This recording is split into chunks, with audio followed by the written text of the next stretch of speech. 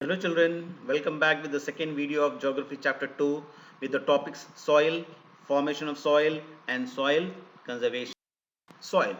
What is soil? Thin layer of grainy substance covering the surface of the earth is called soil. Soil is made up of organic matter, minerals and weathered rocks. The right mix of minerals and organic matter make the soil.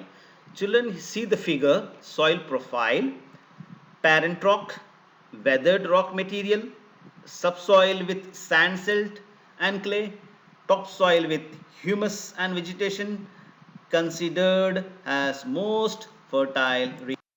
Factors of soil formation. Here is a figure. Now the soil, it says, is a thin layer that covers the earth, and there are various factors that affect the soil. The first is the parent rock, which determines its colors, texture, chemical properties and the content. Then you have the relief. So based on the altitude, height of the region, slope of the region, have the quality and the thickness of the soil.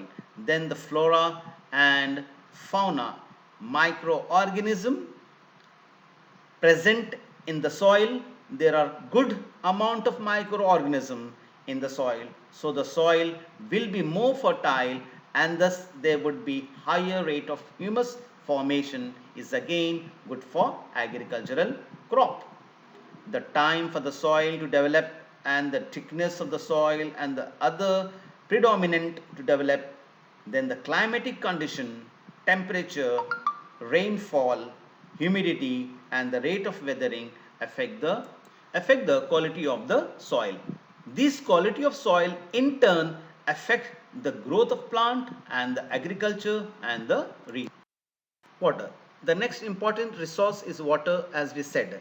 Three-fourths of the planet is water, but two-thirds of the water, the total water that is present, saline. So we have whole globe, three-fourths is water. Of this three-fourths, two-thirds is saline water. You have very less percentage of fresh water that is present of the total fresh water, which is considered 2.7%.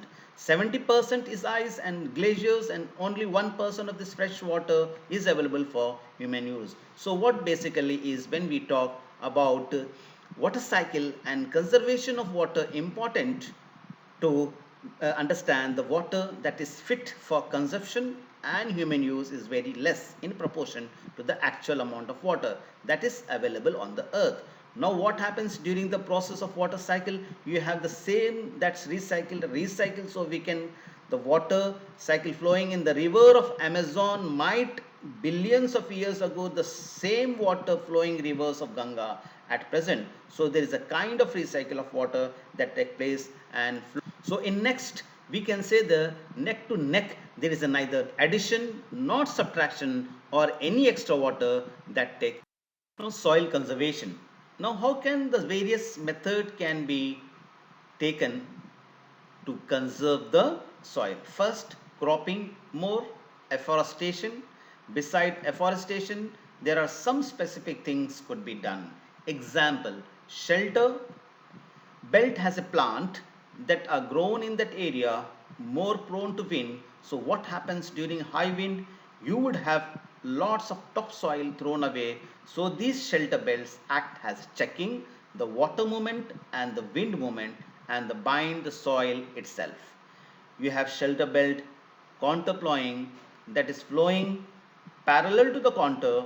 When we talk about contours, we see lines are equal height that flow parallel to contour. So there is a kind of farming that occurs in a contour fashion. Then you have intercropping, where you are growing more than one crop at a time. For example, in growing one crop, that you have, say, groundnut, which leads to move of nitrate in the soil, and then grow another, say, barley, which wide require nitrogen. So what happens? You are growing crops alternately, or you are doing intercropping. As a result, what could happen in nutrients from this would be beneficial for this, would be all the nutrients that soil be able to replenish. Terrace farming is common in mountains areas and mini areas. You cut those in terrace and you do the plantation. Then rock dam are where you have there is a huge flow of water.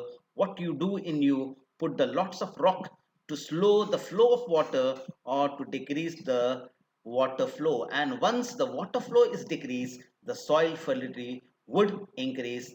There a lot of soil would decrease again. Contour barriers, these could be around the contour. You can put stone, pebbles, so this would act as a barrier and they would not allow the soil to wash away. And finally, mulching, the bare or the land left empty with put up with the some straw has a result. It won't be easily blown away water or wind, and fertility would be regained with coming months. Now to understand the process of water cycle. Briefly, I'll explain you. So, what basically happens is there are two main ways by which clouds are formed. First is evaporation from the ocean body, so the water can heat it and evaporate. The next is transpiration from the plants, from the stomata. You have lots of water from the leaves and transpiration process take place. Evaporation and transpiration we can also call evapotranspiration are the main cause of loss of water from the earth's surface.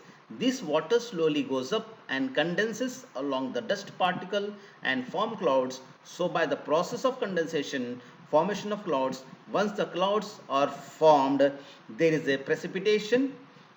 Precipitation means rainfall, snowfall, or any form by which water comes to the back to the earth surface and form the precipitation. You have surface water is absorbed to the ground surface, and from the ground surface it is circulated back to the water bodies by the process of water cycle which we talked about brief here. So I conclude here with the video part 2. Inshallah, we'll meet in the next video in the remaining topics. Till then, goodbye and have a nice day.